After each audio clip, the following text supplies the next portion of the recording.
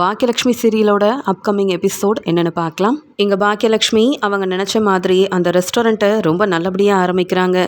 இதெல்லாம் பார்த்துட்ருக்க ஈஸ்வரிக்கு கொஞ்சம் கூட பிடிக்கலனாலும் கோபி, எழில், அமிர்தான்னு எல்லாரும் ரொம்ப சந்தோஷப்படுறாங்க. இங்கே கோபியும் ஈஸ்வரி முன்னாடி பாக்கியாவுக்கு வாழ்த்து சொல்கிறாரு. நீ கண்டிப்பாக இந்த ஒரு சின்ன ஹோட்டலில் இருந்து நீ பெரிய ரெஸ்டாரண்ட் ஆரம்பிக்க தான் போகிற. உன் மேலே எனக்கு ரொம்ப நம்பிக்கை இருக்குது பாக்கியான்னு சொல்ல, அதுக்கு பாக்கியாவும் நானும் அதே நம்பிக்கையில் தான் இந்த ஹோட்டலையும் ஆரம்பிச்சிருக்கேன் அப்படின்னு சொல்கிறாங்க. உடனே ஈஸ்வரியும், பாக்கியா ஹோட்டல் ரொம்ப சின்னதாக இருக்குது, அந்த பெரிய ரெஸ்டாரண்ட்டில் எத்தனை கஸ்டமர் வருவாங்க சாப்பிட, ஆனால் இங்கே அப்படி நிறைய கஸ்டமர் வந்தால் நீ என்ன செய்வ? நீயும் செல்வியும் மட்டும்தான் இந்த சின்ன ரெஸ்டாரண்ட்டை பார்த்துக்க போகிறீங்களா அப்படின்னு கேட்க, ஆமாத்த, இப்போ எங்ககிட்ட வேலை பார்க்குற ஸ்டாஃப் எல்லாரையும் இங்கே வர வைக்க முடியாது, அதுக்கான சரியான இடமும் இது இல்லை. கொஞ்சம் கொஞ்சமாக நானும் பணத்தை சேர்த்து வைக்க தான் போகிறேன். பெரிய ரெஸ்டாரண்ட்டை சீக்கிரமாக ஆரம்பிச்சிருவேன், நீங்கள் கவலைப்படாதீங்கத்த அப்படின்னு சொல்ல, நான் எதுக்கு கவலைப்படணும்?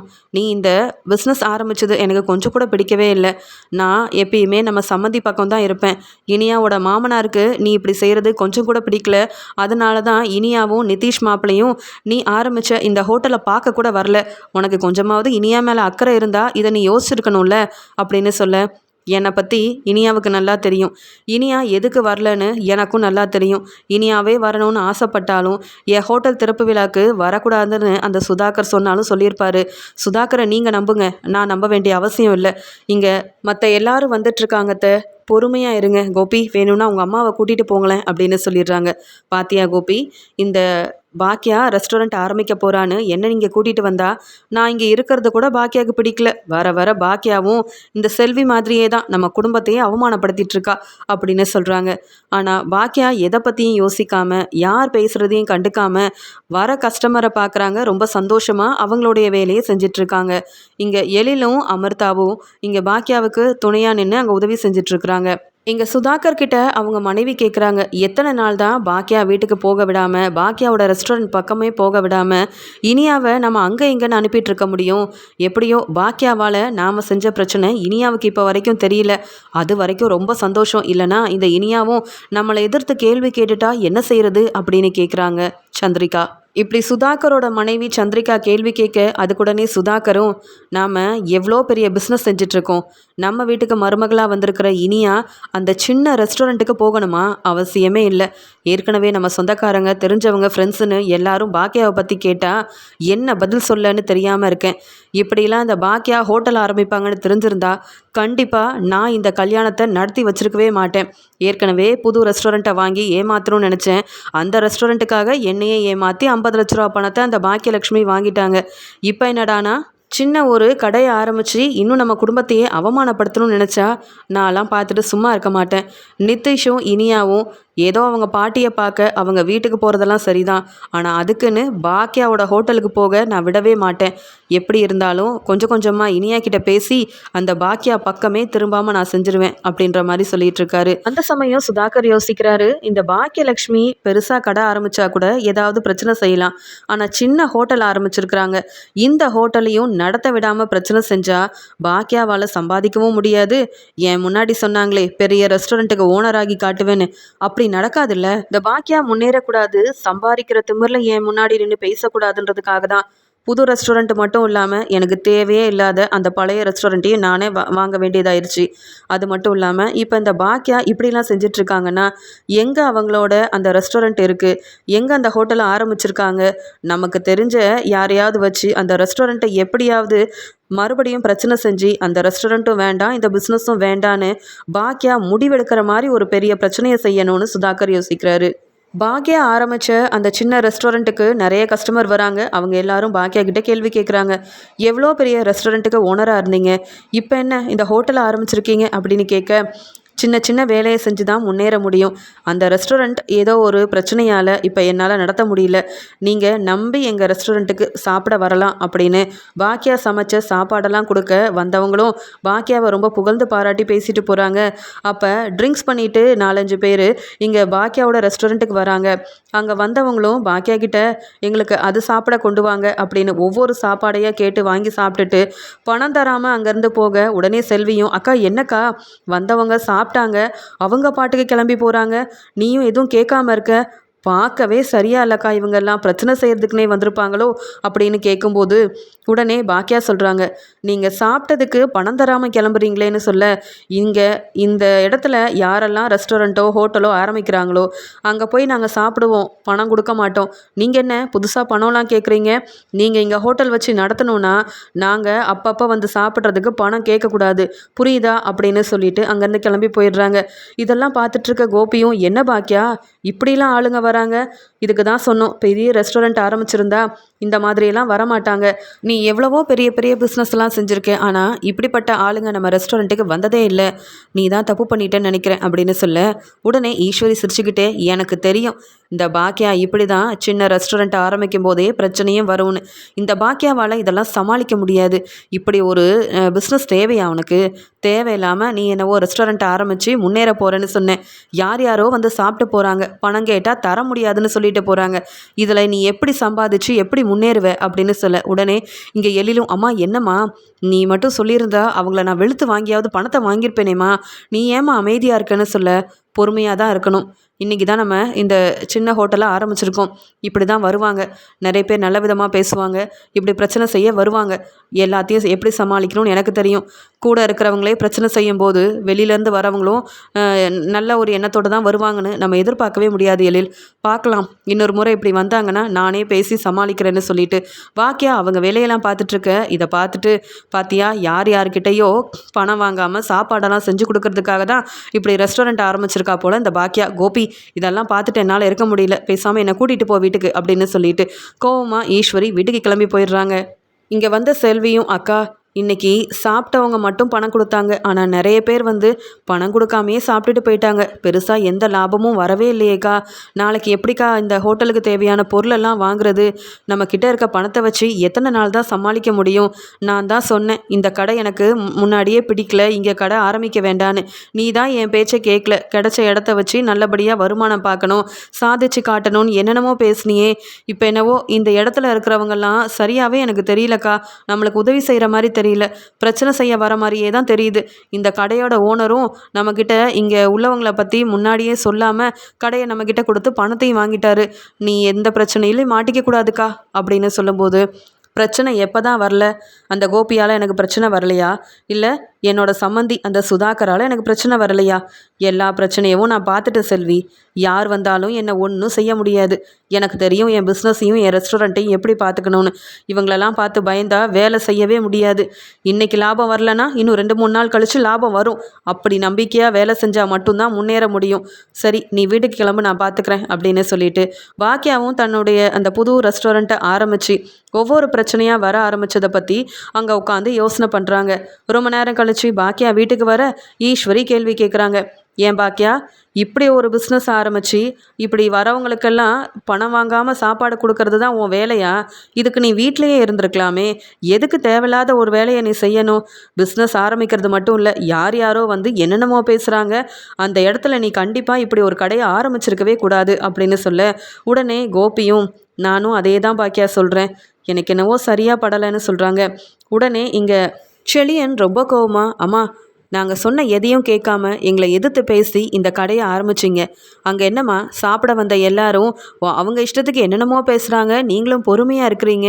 நாங்கள் இருக்கும்போதே தானம்மா நாங்கள் தினமும் வந்து இப்படி சாப்பிடுவோம், பணம் தர மாட்டோன்னு அந்த ஆளுங்க பேசிட்டு போனாங்க. அப்போ அவங்களுக்கு சமைச்சு கொடுக்கறதுக்காக தான் அங்கே ஹோட்டலையே ஆரம்பிச்சிங்களா? இது பிஸ்னஸ் இல்லைம்மா, இதன் மூலமாக உங்களுக்கு பெரிய வருமானமும் வரப்போகிறதே இல்லை, நீங்கள் சம்பாதிச்சு முன்னேற போகிறதும் கிடையாது. தேவையில்லாத வேலையை செஞ்சிட்ருக்கீங்கம்மா நீங்கள் அப்படின்னு சொல்கிறாங்க.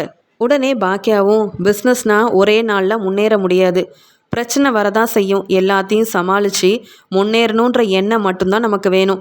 என் வீட்லேயே சப்போர்ட் பண்ண எனக்கு யாருமே இல்லையே, அத்தனை பேர் வந்தாங்களே, ஏன் செளியா நீ அங்கே தானே இருந்த, என்ன ஏதுன்னு தைரியமாக அவங்கக்கிட்ட கேள்வி கேட்டு இந்த ரெஸ்டாரண்ட்டில் இப்படி பிரச்சனை செய்யாதீங்க, பணம் கொடுத்து தான் நீங்கள் சாப்பிடணும்னு தெளிவாக சொல்லியிருக்கலாமே. நீ ஒதுங்கி ஓரமாக அமைதியாக இருந்துட்டு இப்போ வந்து இந்த பேச்சு பேசிகிட்ருக்க. எனக்காக எப்பயாவது நீ சப்போர்ட் பண்ணியிருக்கியா? பணம் வேணும் என்னுடைய கஸ்டமராலையும் உங்கள் அப்பா கோபியாலையும் பிரச்சனைன்னு வந்து நின்னப்ப என் நகையெல்லாம் வச்சு பணத்தை ஏற்பாடு பண்ணேன், வெளியில் கடன் வாங்கினேன், தெரிஞ்சவங்க கூட பணம் கொடுத்து உதவி செஞ்சாங்க. ஆனால் நீ வேலை இல்லாமல் இருந்தப்ப உன் குடும்பத்தை நல்லா பார்த்துக்கிட்டேன். உன்கிட்ட இந்த குடும்பத்துக்காக பணம் வேணும்னு கேட்டதில்ல. ஆனால் எனக்கு அந்த நேரத்தில் நீ உதவி செய்ய வரவே இல்லையே. உங்கள் அப்பா பேச்சை கேட்டுக்கிட்டு உங்கள் அப்பாவுக்கு நீ உதவி செஞ்சுக்கிட்டு உன் பாட்டி பேச்சை கேட்டுட்டு இருந்த தானே. நீ எல்லாம் என் பிஸ்னஸை பற்றி என்கிட்ட பேசாத. வந்த நல்லபடியாக அங்கே திறப்பு விழாக்கு எல்லாரும் வந்தீங்க, சந்தோஷமாக இருந்தது. அதோட என் வேலையில் நீங்கள் யாரும் தலையிடாதீங்க. எப்படி என்ன செய்யணும்னு எனக்கு நல்லாவே தெரியும் அப்படின்னு சொல்லிடுறாங்க. அடுத்த நாள் இங்கே சுதாகரும் பாக்யாவோட அந்த ஹோட்டல் எங்கே இருக்குது அப்படின்னு அவங்கக்கிட்ட வேலை பார்க்குற ஆளுங்க கிட்ட விசாரிக்கிறாரு. விசாரித்தது மட்டும் இல்லாமல் எப்படியாவது அந்த ஹோட்டலில் நம்ம ஆளுங்களெல்லாம் அனுப்பி பிரச்சனை செய்யுங்க. அந்த பாக்யா இனி அந்த ஹோட்டலை நடத்தவே கூடாது அப்படின்னு சுதாகர் தன்னுடைய ஆளுங்க கிட்ட சொல்லி பாக்யாவோட புது ஹோட்டலுக்கு அனுப்புகிறாங்க. அங்கே போன ஆளுங்களும் பாக்யாவோட ஹோட்டலுக்கு போகிறாங்க. அவங்களுக்கு தேவையான சாப்பாடெல்லாம் வாங்கி சாப்பிட்றாங்க. உடனே இங்கே செல்வியும், அக்கா பரவாயில்லக்கா, நிறைய கஸ்டமர் வந்திருக்காங்க. நீ சொன்னதும் சரிதான் போல. இந்த மாதிரி தினமும் கஸ்டமர் வந்தால் நிறைய லாபம் கிடைக்கும். நம்ம சீக்கிரமாக முன்னேறிடலாம்க்கா. நான் தான் நீ சொன்ன எதையும் நம்பாமல் இருந்துட்டேன். பாரு எவ்வளோ பேர் வந்திருக்காங்கன்னு அப்படின்னு சந்தோஷமாக பேச, நான் சொன்னல செல்வி, எதுக்கும் கவலைப்படக்கூடாது. லாபம் வரணும்னு முதல்ல நினைக்கக்கூடாது. கஸ்டமர் நம்மளை புரிஞ்சுக்கணும். நம்ம ஆரோக்கியமான சாப்பாடை தான் கொடுக்குறோம் அப்படின்னு புரிஞ்சுக்கிட்டாங்கன்னா நம்ம ரெஸ்டாரண்ட்டை தேடி வருவாங்க. அந்த நம்பிக்கை எனக்கு இருக்குது அப்படின்னு பாக்கியா சொல்லிகிட்டு இருக்க, அங்கே சுதாகர் அனுப்பின ஆளுங்களும் நல்ல தேவையான சாப்பாடெல்லாம் சாப்பிட்டுட்டு, என்னம்மா ருசியாகவே இல்லை, என்ன பணத்துக்கேற்ற சாப்பாடை தான் தரோன்னு சொல்லி ஏமாத்துறீங்களா? இப்படி இருந்தால் நாங்கள் நம்பி எப்படி வந்து சாப்பிட்றது அப்படின்னு கேள்வி கேட்குறாங்க. உடனே செல்வியும், நல்லா இருக்குன்னு தானே வாங்கி சாப்பிட்றீங்க, அப்புறம் ஏன் என்னென்னவோ சொல்கிறீங்க? நாங்களும் சாப்பிட்டு பார்த்தோம், எல்லாமே நாங்கள் நல்லா தான் சமைச்சு கொடுத்துருக்கோம். நீங்கள் ஏதோ தேவையில்லாமல் பிரச்சனை செய்ய வந்த மாதிரி இருக்குது, என்ன இப்படிலாம் பேசுகிறீங்கன்னு செல்வி கேட்குறாங்க. உடனே இங்கே பாக்கியாவும், கொஞ்சம் பொறுமையாக இரு செல்வி, இத்தனை கஸ்டமர் வந்திருக்காங்க, நம்ம கோவப்பட்டு பேசக்கூடாது. அவங்க என்ன சொல்ல வராங்கன்னு கேட்போம். ஒருவேளை நம்ம மேலே தப்பு இருந்தால் என்ன ஏதுன்னு புரிஞ்சுக்கலாமே அப்படின்னு வந்த எல்லார்கிட்டையும் கஸ்டமர்னு நினச்சிட்டு அங்கே சுதாகர் அனுப்பின ஆளுங்கக்கிட்ட என்ன ஏதுன்னு பாக்கியா கேட்குறாங்க. இங்கே நீங்கள் கொடுத்த சாப்பாடு ருசியாகவும் இல்லை, ஆரோக்கியமாகவும் இல்லை. சொல்லப்போனால் இதை நாங்கள் சாப்பிட்ருக்கவே கூடாது. நம்பி வந்தோம், ஆனால் இப்படி ஏமாற்றிட்டீங்கல்ல. நிறைய பணம் மட்டும் வாங்குறீங்க, ஆனால் அதுக்கு ஏற்ற மாதிரி சாப்பாடை தரமாட்டிங்களா? என்ன எல்லாரையும் ஏமாற்றிட்டுருக்கீங்களா? நீங்கள் இப்படியே செஞ்சால் இந்த இடத்துல ரெஸ்டாரண்ட் வச்சு நடத்தவே முடியாது, தெரிஞ்சுக்கோங்கன்னு பிரச்சனை செய்ய ஆரம்பிக்கிறாங்க. இங்கே பாக்கியாவுக்கு அப்போ தான் புரிய வருது, நாம் சமைச்ச சாப்பாடை சாப்பிட்டு பார்த்தோம், நல்லா இருந்தது. ஆனால் இவங்க இப்படி தேவையில்லாமல் வந்து பிரச்சனை செய்கிறாங்கன்னா யாராவது அனுப்பியிருப்பாங்களோ, இல்லை நாம் இங்கே கடை வச்சது பிடிக்காம தான் இப்படி வந்து பிரச்சனை செய்கிறாங்களோ? இவங்க எல்லாரும் நல்ல கஸ்டமர், இவங்க மூலமாக நல்ல பணம் வரும்னு நினச்சா இவங்க பிரச்சனை செய்ய தான் வந்திருக்காங்க. செல்வி சொல்கிறது சரிதான், நாம் தான் கொஞ்சம் என்ன ஏதுன்னு இவங்கக்கிட்ட பேசி இங்கேருந்து அனுப்பணும் போல் அப்படின்னு சொல்லிட்டு, இல்லைங்க நாங்கள் சரியாக தான் சமைச்சிருக்கோம், நீங்கள் தேவையில்லாமல் பிரச்சனை செய்ய வந்திருக்கிறீங்கன்னு நல்லா தெரியுது, இப்போ இங்கேருந்து கிளம்புறீங்களா இல்லையா அப்படின்னு பாக்கியாவும் ரொம்ப கோவமாக பேச, அதெல்லாம் சரிதான், நீங்கள் செய்கிற தப்பெல்லாம் நீங்கள் ஒத்துக்க மாட்டீங்க. நாங்கள் என்னடானா உங்களை நம்பி வந்து பணம் கொடுத்துட்டு வேற போகணுமா? சாப்பிட்ட சாப்பாடுக்கு நாங்கள் பணம் தரவே மாட்டோம் அப்படின்னு ரொம்ப பெரிய பிரச்சனை செய்கிறாங்க. இப்போவே நீங்கள் இந்த கடையை நடத்தக்கூடாது, கடையெல்லாம் மூடிட்டு நீங்கள் முதல்ல இங்கேருந்து கிளம்புங்க அப்படின்னு சொல்ல, உடனே பாக்கியாவும், என்னங்க நாங்கள் என்ன தப்பு பண்ணோன்னு நான் கடையை நடத்தக்கூடாதுன்னு சொல்கிறீங்க? நேற்று தான் இந்த ரெஸ்டாரண்ட்டை ஆரம்பித்தோம், அதுக்குள்ளே பிரச்சனை செய்ய வந்திருக்கீங்க. வேறு யாராவது உங்களை அனுப்புனாங்களா? ஏன் இப்படிலாம் செய்கிறீங்கன்னு பாக்கியா ஒன்றுமே புரியாமல் ரொம்ப குழப்பத்தில் இருக்காங்க. வந்த கஸ்டமர்னு நினச்சி அங்கே அந்த சுதாகர் அனுப்பின ஆளுங்க கிட்ட கேள்வி கேட்க முடியவே முடியாது. நீங்கள் நல்ல ருசியான ஆரோக்கியமான சாப்பாடை தான் தரோன்னு சொல்லி வர கஸ்டமர் எல்லாரையும் ஏமாற்றிட்டுருக்கீங்க. இதுக்காக தான் இங்கே கடையை ஆரம்பிச்சிங்களா? நீங்கள் இங்கே கடை நடத்தவே கூடாது அப்படின்னு சொல்லி ரொம்ப பெரிய பிரச்சனை செய்ய, சுதாகர் அனுப்பின ஆளுங்க பாக்கியா இந்த கடையை நடத்தக்கூடாது அப்படின்னு அந்த கஸ்டமராக வர ஒவ்வொருத்தர்கிட்டையும், இங்கே சாப்பிட்டீங்கன்னா உங்களுக்கு தான் பிரச்சனை வரும், இவங்க ஒன்றும் நல்ல ஆரோக்கியமான சாப்பாடாக தரலை, இங்கே சாப்பாடு ருசியாகவே இல்லை ஆனால் பணத்தை மட்டும் நிறைய வாங்குறாங்க, போய் சொல்லி ஏமாற்றிட்டுருக்க இவங்களோட ஹோட்டலுக்கு நீங்கள் சாப்பிட வரதே பெரிய தப்புன்னு வர எல்லா கஸ்டமரையும் வெளியில் அனுப்பிடுறாங்க. உடனே பாக்கியாவுக்கு ஒன்றும் புரியாமல் ரொம்ப குழப்பத்தில் இருக்காங்க. செல்வி ஏற்கனவே சொன்னால் நாம் தான் புரிஞ்சிக்காமல் இங்கே கடையை ஆரம்பிச்சிட்டோம், வர எல்லாரும் இப்படியே பிரச்சனை செய்கிறாங்க, இப்படி இருந்தால் எப்படி இந்த கடையை நல்லபடியாக நடத்துறதுன்னு ரொம்ப என்ன செய்யன்னு தெரியாமல் பாக்கியா நிற்க, உடனே செல்வி, அக்கா இதுக்கு தான் நான் ஏற்கனவே சொன்னேன் இந்த இடத்துல கடை ஆரம்பிக்க வேண்டான்னு. இவங்களெல்லாம் பற்றி நம்ம கடையோட ஓனர் கூட சொல்லவே இல்லை பாரு, இப்போ எப்படிக்கா கடையை நடத்துறது? இவங்கெல்லாம் வேற கடையை மூடிட்டு போக சொல்கிறாங்களே, நாம் என்னக்கா செய்யன்னு கேட்க, எனக்கே ஒன்றும் புரியல. பேசாமல் எழில வர சொன்னாதான் சரியாக இருக்கும் போல அப்படின்ற மாதிரி பாக்கியா யோசிக்கிறாங்க. அங்கே சுதாகரோட ஆளுங்களும் வந்து பெரிய பிரச்சனை செஞ்சு அங்கே ஒரு வழியாக பாக்கியாவோட கடையை மூடவே வச்சிடுறாங்க. ஏன்னா இதுக்கு மேலேயும் இப்படியே இருந்தால் சரிப்பட்டு வராது. கடையை நடத்த விட மாட்டேங்கிறாங்க. கஸ்டமர் யாரையும் நம்ம கடைக்கு சாப்பிட்றதுக்கும் வரவிட மாட்டேங்கிறாங்களே அப்படின்ற மாதிரி ரொம்பவே பதட்டத்தில் இருக்கிற பாக்கியாவும் வேற வழியே இல்லாமல் கடைக்கு வெளியில் வந்து நின்று எழிலுக்கு ஃபோன் பண்ணுறாங்க. எழில் என்னன்னே தெரியல, இப்படி ஒவ்வொருத்தராக வந்து கடையில் பிரச்சனை செய்கிறாங்க. நல்ல கஸ்டமர் கூட வந்து சாப்பிட விட மாட்டேங்கிறாங்க. நான் இங்கே கடை நடத்தக்கூடாதுன்னு சொல்கிறாங்க. ஏன் தான் எனக்கு மட்டும் இவ்வளோ பிரச்சனை வருதோ தெரியல. நீ கொஞ்சம் வந்தால் நல்லாயிருக்கும் அப்படின்னு சொல்லும்போது அங்கே ரொம்ப பெரிய பிரச்சனை நடக்குது. அதனால் பாக்கியா இன்றைக்கி கடையை திறக்க வேண்டான்னு சொல்லி செல்வியை உடனே அங்கேருந்து அனுப்பிட்டு மெதுவாக வீட்டுக்கும் கிளம்பி வந்துடுறாங்க. அங்கே வந்த எழிலும், அம்மா என்னம்மா என்னை கடைக்கு வர சொன்னீங்க, நீங்களே கிளம்பி வந்துட்டீங்க, என்னம்மா ஆச்சு, இன்னைக்கு நம்ம ரெஸ்டாரண்ட்டை நீங்கள் நடத்தலையா, யாருமா பிரச்சனை செஞ்சது, என்னம்மா நடக்குது அப்படின்னு எழில் கேட்க இங்கே பாக்கியா கண் கலங்கி நிற்கிறாங்க. நான் ஒன்று நினச்சா எனக்கும் நம்ம ரெஸ்டாரண்ட்டுக்கும் வேறு ஒரு பிரச்சனை வந்துட்டுருக்கு. அதுவும் யாரால இப்படிலாம் நடக்குது எனக்கு ஒன்றுமே புரியல. ரொம்பவே குழப்பமாக இருக்குது. இன்றைக்கி நல்ல கஸ்டமர்லாம் வந்தாங்கன்னு சந்தோஷமாக இருந்தேன். ஆனால் வந்த எல்லாரும் ரொம்ப பிரச்சனை செஞ்சு கடையை திறக்கவே கூடாது, இந்த இடத்துல நீங்கள் ரெஸ்டாரண்ட் வச்சு நடத்தவே கூடாதுன்னு சொல்கிறாங்க. யாரோ இதெல்லாம் தேவையில்லாமல் திட்டம் போட்டு தான் இப்படிலாம் செய்கிறாங்களோன்னு எனக்கு கொஞ்சம் சந்தேகமாகவே இருக்குது. முதல்ல நான் வீட்டுக்கு போகணும் அப்படின்னு சொல்ல இங்கே எழிலும் பாக்கியாவை வீட்டுக்கு கூட்டிகிட்டு போகிறாங்க. இங்கே ஈஸ்வரியும் கோபி செளியன்னு உட்காந்து பேசிகிட்டு இருக்கும்போது பாக்கியா ரொம்ப பயமாக பதட்டமாக வீட்டுக்குள்ளே வரதை கவனிக்கிறாங்க. உடனே கோபியும், என்னாச்சு பாக்கியா, இப்போ கொஞ்ச நேரத்துக்கு முன்னாடி தானே நீ ரெஸ்டாரண்ட்டுக்கு கிளம்பி போனேன், அதுக்குள்ளே வீட்டுக்கு திரும்பி வந்துட்டேன்னு கேட்க உடனே எழிலும், அது வேற ஒன்றும் இல்லை, அங்கே வந்த கஸ்டமர் எல்லாரும் ரொம்ப பெரிய பிரச்சனை செஞ்சுட்டாங்களாம். அம்மா அங்கே சமைச்சு கொடுத்த சாப்பாடெல்லாம் நல்லாவே இல்லை, ஏமாற்றி நிறைய பணம் வாங்குறாங்கன்னு யாரையும் இங்கே ஹோட்டலுக்குள்ளேயே விடலையாம், அதனால தான் அம்மா வந்துட்டாங்க அப்படின்னு சொன்னதை கேட்டு இங்கே ஈஸ்வரி சிரிக்கிறாங்க. எனக்கு நல்லாவே தெரியும் பாக்கியா இப்படிலாம் நடக்கும்னு. இதுக்கெல்லாம் தானே நான் ஆசைப்பட்டுட்டு இருந்தேன். என்னவோ நல்லா முன்னேறணும்னு நினச்சியே. எப்படி இந்த சின்ன ரெஸ்டாரண்ட் ஆரம்பித்து நீ முன்னேறிடுவியா என்ன? நல்ல ஒரு இடமா பார்த்து பொறுமையாக பெரிய ரெஸ்டாரண்ட் ஆரம்பிக்கலான்னு கோபி சொன்னப்போ அதெல்லாம் வேண்டாம் நான் பார்த்துக்கிறேன்னு சொன்னேன்ல. இப்போ பாரு, தேவையில்லாமல் ஒவ்வொரு நாளும் அந்த கடையை ஆரம்பித்து உனக்கு பிரச்சனை மட்டும்தான் வருது. இதுக்காக தான் பிஸ்னஸ் செய்யணும்னு ஆசைப்பட்டியா? இதுக்காக தான் இந்த கடையை ஆரம்பிச்சியா? உனக்கு இதுவும் வேணும் இன்னமும் வேணும். இனி அந்த கடையை நீ நடத்தவே முடியாது.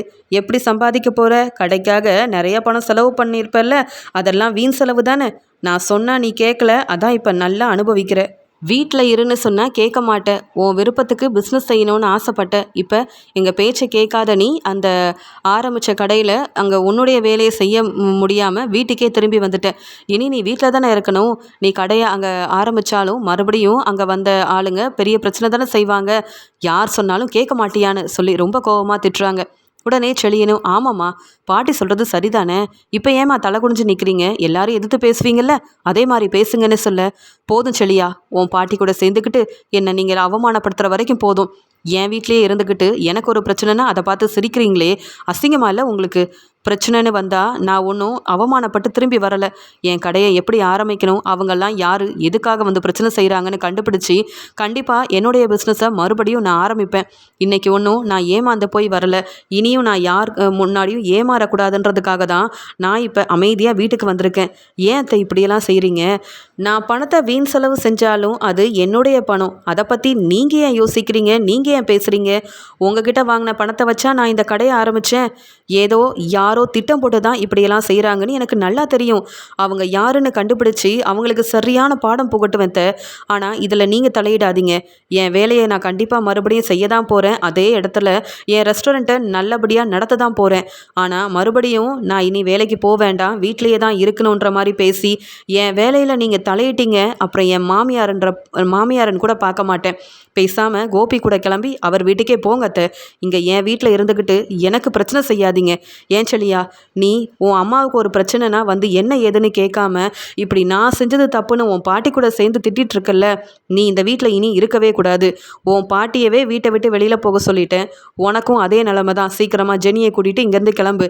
எனக்கு வரக்கூடிய கஷ்டத்தெல்லாம் பார்த்துட்டு நீங்கள் சந்தோஷப்படுற யாரும் என் வீட்டில் இருக்கவே வேண்டாம். எப்படி முன்னேறி வரணும், எப்படி சம்பாதிக்கணும், எப்படி என் ரெஸ்டாரண்ட்டை நடத்தணும், எனக்கு பிரச்சனை செய்கிறது யாருன்ற எல்லாத்தையும் நானே கண்டுபிடிச்சி எனக்கு வந்த பிரச்சனையை நானே சரி செஞ்சுப்பேன். எழில், இவங்க கிட்ட சொல்லிடு, இனி இவங்க யாரும் என் வீட்டில் இருக்கக்கூடாது. கோபி, உங்கள் அம்மாவை கூட்டிகிட்டு இங்கேருந்து கிளம்புங்க. சீக்கிரமாக செல்லியா, உன் வேலையை பார்த்துட்டு உன் மாமனார் வீட்டுக்கே போ. அங்கே இருந்து உன் வேலையை மட்டும் பாரு. என்னை பற்றி இனி ஏதாவது யாராவது தப்பாக பேசி இப்படி சிரித்து என்னை அவமானப்படுத்தணும்னு நினச்சிங்க, அவ்வளவுதான். என்னை கேள்வி கேட்க உங்கள் 3 பேருக்கும் தகுதியே கிடையாது. அது மட்டும் இல்லை செலியா, நீ இப்படியெல்லாம் செய்வேன்னு நான் எதிர்பார்க்கவே இல்லை. எனக்கு நீ சப்போர்ட் பண்ணலனாலும் பரவாயில்ல, உன் பாட்டி சொல்கிறதெல்லாம் சரின்னு என்ன அவமானப்படுத்துகிறல்ல, உடனே இந்த வீட்டிலேருந்து கிளம்பி போங்க அப்படின்னு சொல்லிட்டு பாக்கியா கிச்சனுக்கு போகிறாங்க. இதை பார்த்துட்டு இங்கே கோபியும், செலியா, இங்கே பாக்கியா சொல்கிறதும் சரிதான். அவள் வேலையில் நம்ம தலையிடக்கூடாது. அவளாக விரும்பி இந்த ரெஸ்டாரண்ட்டை ஆரம்பிச்சிருக்கா. பிரச்சனை வந்தாலும் நிறைய பணம் சம்பாதிச்சாலும் அது எல்லாத்தையும் பாக்கியா தானே பார்த்துக்கணும். நீங்கள் 2 பேரும் எதுக்காக இப்படியெல்லாம் பேசிகிட்டு இருக்கீங்க? அம்மா, பேசாமல் கிளம்புங்கம்மா. உங்களுக்கு வேணும்னா இனியாவை பார்க்கணுன்னு ஆசைப்பட்டா நான் நம்ம சம்மந்தி வீட்டுக்கு உங்களை கூட்டிகிட்டு போகிறேன். இங்கே இருந்து இனியாவை பார்க்கணும், வீட்டில் எல்லாத்தையும் கவனிச்சிக்கணும்னு நீங்களாக ஒரு முடிவு எடுக்காதீங்க. பாக்கியாவோட வேலையை பாக்கியாவே பார்க்கட்டும். நீங்கள் யாருமா பாக்கியாவை பற்றி பேசுகிறதுக்கு?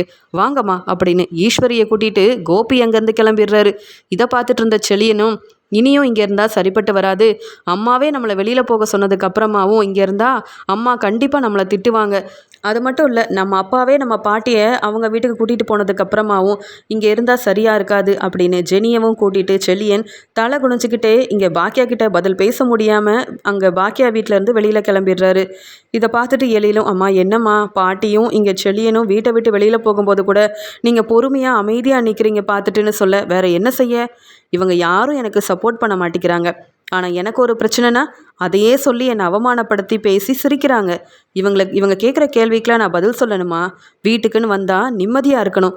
இவங்கெல்லாம் இருந்தால் எனக்கு சந்தோஷமும் இருக்காது, நிம்மதியும் இருக்காது. அதனால தான் எனக்கு பிரச்சனை செய்கிற யாரும் என் வீட்டில் இருக்கக்கூடாதுன்னு உன் பாட்டி ஈஸ்வரியவும் உன் அண்ணன் செலியனையும் வீட்டை விட்டு வெளியில் அனுப்பிட்டேன் அப்படின்னு ரொம்ப கோபமாக சொல்கிறாங்க பாக்கியலக்ஷ்மி. உடனே எழிலும், நீங்கள் சரியான முடிவை தான் எடுப்பீங்கன்னு எனக்கு நம்பிக்கை இருக்குது. இது உங்கள் வீடுமா, இங்கே யார் இருக்கணும் யார் இருக்கக்கூடாதுன்னு நீங்கள் தானம்மா முடிவெடுக்கணும். நீங்கள் என்ன செஞ்சாலும் அது சரியாதாம்மா இருக்கும் அப்படின்னு எழில் சொல்கிறாரு.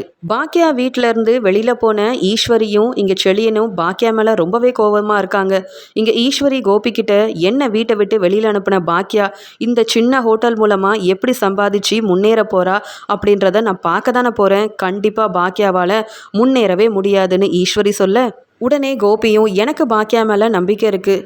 எவ்வளோ பெரிய பிரச்சனை வந்தாலும் பாக்கியா கண்டிப்பாக முன்னேறதாமா போகிறா. நீங்கள் நினைக்கிறத விட நிறையா சம்பாதிக்க தான் போகிறா. அதையும் நீங்கள் எல்லாரும் பார்க்க தான் போகிறீங்க அப்படின்னு எப்பயும் போல் இங்கே ஈஸ்வரி முன்னாடி பாக்கியாவுக்கு சப்போர்ட் பண்ணுறாரு கோபி.